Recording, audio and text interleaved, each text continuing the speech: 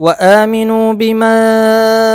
أنزلت مصدقا لما معكم ولا تكونوا أول كافر به ولا تشتروا بآياتي ثمنا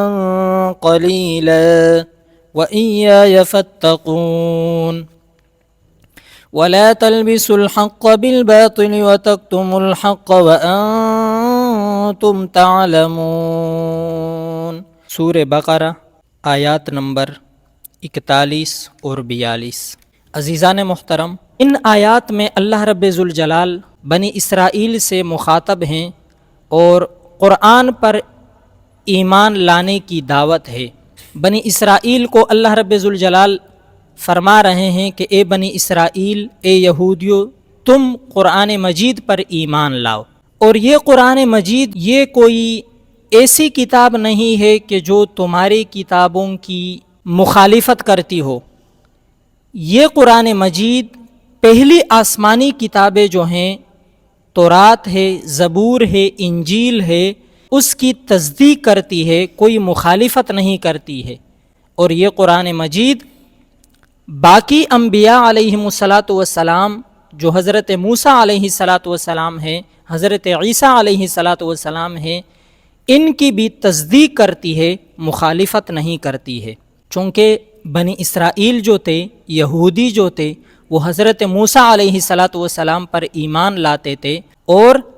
اللہ تعالیٰ کی کتاب تورات پر وہ ایمان لے کر آتے تھے۔ اسی طرح نصارہ جو ہے، نصارہ حضرت عیسیٰ علیہ السلام کو اللہ کا نبی مانتے تھے، ان پر نازل ہونے والی کتاب یعنی انجیل پر وہ لوگ ایمان لاتے تھے۔ باقی قرآن مجید کو وہ نہیں مانتے تھے اور قرآن کریم پر ایمان نہیں لاتے تھے، آپ علیہ السلام پر ایمان نہیں لاتے تھے۔ تو اللہ رب ذوالجلال ان سے فرما رہے ہیں کہ اے بنی اسرائیل، تم قرآن پر ایمان لاؤ، اور یہ قرآن کریم اس کی تصدیق کرنے والی ہے جو تمہارے پاس ہے، یعنی تورات ہے اور انجیل ہے۔ اسی طرح اللہ رب ذوالجلال فرماتے ہیں کہ ان آیات کو خریدو مت توڑی قیمت کے بدلے۔ دیکھیے اللہ رب ذوالجلال کیا فرماتے ہیں، وَآمِنُوا بِمَا أَنزَلْتُ مُصَدِّقًا لِمَا مَعَكُمْ، وَآمِنُوا اور ایمان لے آؤ، بِمَا أَنزَلْتُ اس پر، انزلتو جو میں نے نازل کیا ہے، یعنی قرآن کریم جو میں نے نازل کیا ہے، اس پر اے بنی اسرائیل تم ایمان لے آؤ، اے یہودیو تم ایمان لے آؤ اس پر جو میں نے نازل کیا ہے، یعنی قرآن کریم پر۔ مصدقا لما معکم جو تصدیق کرنے والی ہے اس کی جو تمہارے پاس ہے، یعنی یہ تصدیق کرنے والی ہے، یہ قرآن مجید تصدیق کرنے والی ہے جو تمہارے پاس ہے۔ تمہارے پاس کیا ہے؟ تورات ہے اور انجیل ہے، اس کی تصدیق کر رہی ہے۔ وَلَا تَكُونُوا أَوَّلَ كَافِرٍ بِهِ اور تم اس کے پہلے منکر نہ بنو۔ وَلَا تَكُونُوا أَوَّلَ كَافِرٍ بِهِ اور تم نہ ہو جاؤ اول کافر بہ اس کے انکار کرنے والے پہلے، اس کے پہلے منکر مت بنو۔ کیا مطلب اس کا کہ تم پہلے اس کے انکار کرنے والے مت بنو؟ یہ قرآن کریم جب پہلے نازل ہوا تو اس وقت چونکہ یہود تھے اور نصارہ تھے اور عام کفار تھے، مشرکین تھے، یہ لوگ تھے۔ تو اللہ رب ذوالجلال یہودیوں سے فرما رہے ہیں کہ اے یہودیو، اے یہود، اگر تم اس کے انکاری بنو گے، اس کے منکر بنو گے، تو پھر تمہیں لوگ دیکھ کر وہ بھی ایمان نہیں لائیں گے۔ اور حدیث ہے من سن سنتن حسنتن، یہ حدیث کے الفاظ ہیں کہ جو آدمی کوئی اچھی چیز شروع کرے گا، کسی سنت کو زندہ کرے گا، اگر باقی لوگ اس کو دیکھیں گے اور وہ اس پر عمل کریں گے تو عمل کرنے والوں کو تو اللہ رب ذوالجلال اجر عطا فرمائیں گے، لیکن جو چیز پہلے کسی نے شروع کی ہے، جو اچھا کام پہلے کسی نے شروع کیا ہے، تو اللہ رب ذوالجلال اس کو بھی اجر عطا فرمائیں گے۔ اور اللہ معاف فرمائے، اسی طرح اگر کسی نے برا کام شروع کیا، سب سے پہلے جس نے برا کام شروع کیا تو لوگ اس کو دیکھ کر پھر برا کام شروع کریں گے، تو اللہ رب ذوالجلال کام کرنے والے کو یعنی برے لوگوں کو تو عذاب دیں گے، سزا دیں گے، ان کو گناہ تو ملے گا، لیکن جس نے یہ غلط کام شروع کیا ہے اس کو بھی اس کا گناہ ملے گا۔ تو اللہ رب ذوالجلال فرما رہے ہیں کہ اے یہود، اگر تم اس کا انکار کرو گے قرآن مجید کا، تو باقی مشرکین مکہ جو ہیں وہ بھی تمہیں دیکھ کر اس کا انکار کریں گے۔ اور چونکہ یہود لوگ جو تھے یہ تو اہل کتاب تھے، یہ لکھے پڑھے لوگ تھے، تو جب لکھے پڑھے لوگ اس طرح کریں گے تو پھر امی لوگ، ان پڑھ لوگ تو پھر کریں گے ہی اسی طرح۔ تو اللہ رب ذوالجلال فرما رہے ہیں کہ وَلَا تَكُونُوا أَوَّلَ كَافِرٍ بِهِ، اور تم نہ ہو جاؤ پہلے منکر اس کے، وَلَا تَشْتَرُوا بِآيَاتِي ثَمَنًا قَلِيلًا، وَلَا تَشْتَرُوا، اور تم نہ خریدو، بِآيَاتِي میری آیتوں کو، ثَمَنًا قَلِيلًا تھوڑی قیمت کے بدلے۔ اللہ رب ذوالجلال ان سے فرما رہے ہیں کہ تم میری آیات کو تھوڑی قیمت کے بدلے مت خریدو۔ کیا مطلب کہ پھر زیادہ قیمت کے ساتھ اس کو خرید سکتے ہیں، اس کو بیچ سکتے ہیں؟ نہیں عزیزان محترم، اللہ رب ذوالجلال کے نزدیک دنیا اور جو کچھ دنیا میں ہے وہ سب توڑا ہے۔ ترمذی شریف کی ایک روایت ہے، آپ علیہ السلام فرماتے ہیں یہ دنیا اور جو کچھ دنیا میں ہے اللہ رب ذوالجلال کے ہاں مچھر کے پر کے برابر بھی نہیں ہے۔ اگر یہ دنیا اور جو کچھ دنیا میں ہے اللہ رب ذوالجلال کے نزدیک مچھر کے پر کے برابر بھی ہوتی تو اللہ رب ذوالجلال کفار کو پانی کا ایک گھونٹ بھی نہیں دیتا، لیکن اللہ رب ذوالجلال کے نزدیک سب کچھ کم ہے اور دنیا کی کوئی حیثیت نہیں ہے۔ تو اللہ رب ذوالجلال فرماتے ہیں اس قرآن کریم کی آیات کو تھوڑی قیمت کے بدلے مت بیچو۔ عزیزان محترم، اب مسئلہ یہ ہے کہ کیا قرآن کریم پر اجرت لے سکتے ہیں یا نہیں؟ ذہن میں تو یہ سوال آتا ہے کہ اللہ رب ذوالجلال فرماتے ہیں کہ تم قرآن کریم کی آیات کو مت بیچو، تو یہاں پر تو قاری صاحب بیچ رہا ہے، یہاں پر تو عالم دین صاحب بیچ رہا ہے، قاری صاحب بیچ رہا ہے، بچوں کو پڑھا رہا ہے اور ان کی فیس بھی لے رہا ہے اور تنخواہ بھی لے رہا ہے۔ یہاں پر اللہ رب ذوالجلال فرما رہے ہیں کہ تم قرآن کریم کی آیات کو مت بیچو، اور یہاں پر قاری صاحب بیٹھ کر بیچ رہا ہے، لوگوں سے فیس بھی لے رہا ہے اور تنخواہ بھی لے رہا ہے۔ تو کیا مطلب؟ قرآن کریم پر اجرت لینا یہ اس آیت میں شامل نہیں ہے، یہ ایک الگ مسئلہ ہے۔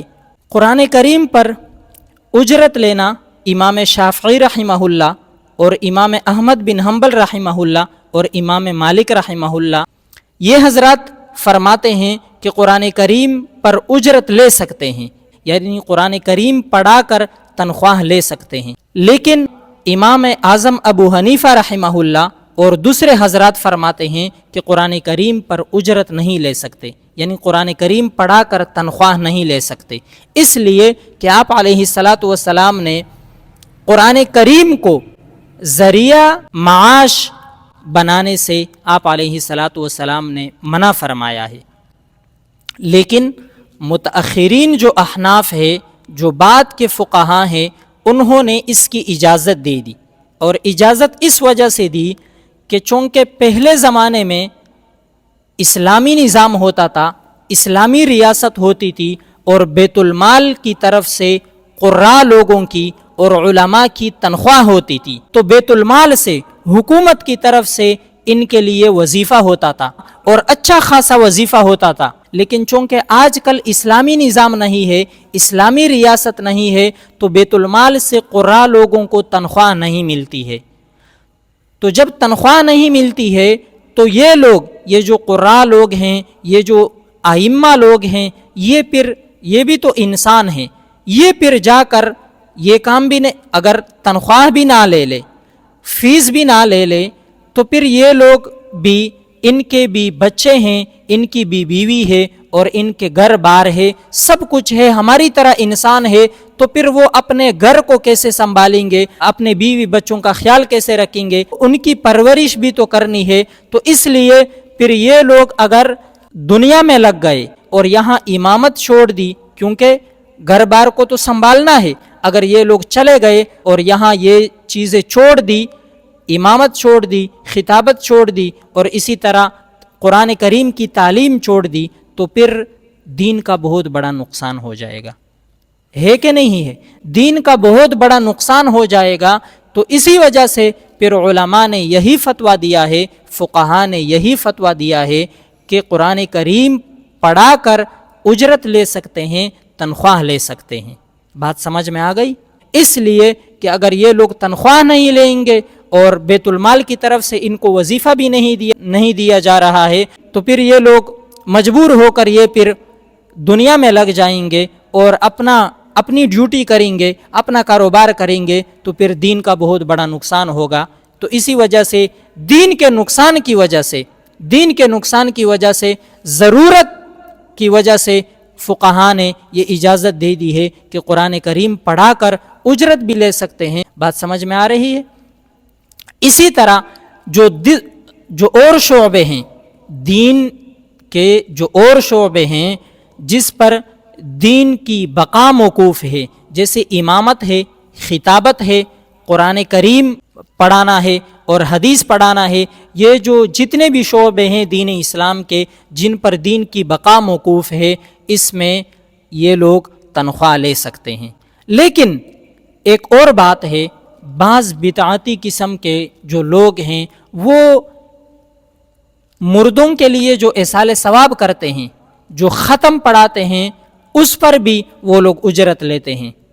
تو مردوں کے لیے ایصال ثواب کرنا اور مردوں کے لیے ختم پڑھا کر پھر اس پر اجرت لینا یہ بالکل حرام ہے، اس لیے کہ یہاں تو دین اسلام کا کوئی نقصان تو نہیں ہو رہا ہے۔ علامہ شامی رحمہ اللہ نے در مختار کی شرح میں اور اپنے رسالہ شفاء العلیل میں بڑی تفصیل کے ساتھ یہ بات لکھی ہے کہ مردوں کے لیے ایصال ثواب کرنا اور اس پر پھر اجرت لینا یہ بالکل حرام ہے۔ مردوں کے لیے قرآن کریم پڑھا کر پھر ختم کرا کر اس پر پھر اجرت لینا یہ حرام ہے، اس لیے کہ یہاں تو دین کا نقصان نہیں ہو رہا ہے۔ وہاں تو قراء حضرات اس وجہ سے تنخواہ لیتے ہیں، اس وجہ سے فیس لیتے ہیں کہ فقہاء نے جائز قرار دیا ہے، اور فقہاء نے اس وجہ سے جائز قرار دیا ہے کہ وہاں پھر دین کا نقصان ہوگا۔ دین کا نقصان ہوگا یا نہیں ہوگا؟ اگر یہ لوگ یہاں سے چلے جائیں گے اور ان کو تنخواہ بھی نہیں مل رہی ہے تو پھر یہ مجبور ہو کر یہ دنیا میں لگ جائیں گے اور پھر یہاں پڑھانے والا کوئی نہیں ہوگا، تو اسی وجہ سے ان کے لیے جائز ہے۔ آگے دیکھیے، وَلَا تَلْبِسُوا الْحَقَّ بِالْبَاطِلِ، اور تم خلط ملط نہ کرو حق کو باطل کے ساتھ، حق کو باطل کے ساتھ خلط ملط نہ کرو۔ یہ علماء یہود کو خطاب ہے۔ علماء یہود جو تھے یعنی بنی اسرائیل کے جو علماء تھے، انہوں نے وہ حق کو بیان نہیں کرتے تھے، حق کو باطل کے ساتھ خلط ملط کرتے تھے۔ تو اللہ رب ذوالجلال فرماتے ہیں کہ تم حق کو باطل کے ساتھ خلط ملط نہ کرو، اس لیے کہ قرآن کریم میں ان کے بارے میں آتا ہے تَجْعَلُونَهُ قَرَاطِيسَ تُبْدُونَهَا وَتُخْفُونَ كَثِيرًا، کہ انہوں نے ٹکڑے ٹکڑے بنا دیے تھے، الگ الگ اوراق ان سے نکال کر اپنے پاس محفوظ کیے تھے، جو بھی ان کے پاس آتا تھا تو ان کو مسئلہ بتا دیتے تھے، مسئلہ بتا کر پھر ان سے مال بھی وصول کرتے تھے اور ان کی چاہت کے مطابق وہ مسئلہ بتاتے تھے۔ تو اللہ رب ذوالجلال فرماتے ہیں کہ تم حق کو باطل کے ساتھ خلط ملط نہ کرو، کہ ایسا بیان کرو کہ پتہ ہی نہ چلے کہ حق کیا ہے اور باطل کیا ہے۔ عزیزان محترم، حق کے مٹنے کی دو صورتیں ہیں، ایک تو یہ ہے حق کو باطل کے ساتھ ملط کرو، یعنی ایسی بات کرو کہ لوگوں کو پتہ ہی نہ چلے کہ حق کیا ہے اور باطل کیا ہے، اور حق کے مٹنے کی دوسری صورت یہ ہے کہ حق کو چھپاؤ، حق بات بیان نہ کرو۔ وَتَكْتُمُ الْحَقَّ، اور حق کو مت چھپاؤ، یعنی اصل میں لا تکتم الحق تھا، لا مقدر ہے، وَتَكْتُمُ الْحَقَّ، اور حق کو مت چھپاؤ، وَأَنْتُمْ تَعْلَمُونَ، اور تم جانتے ہو۔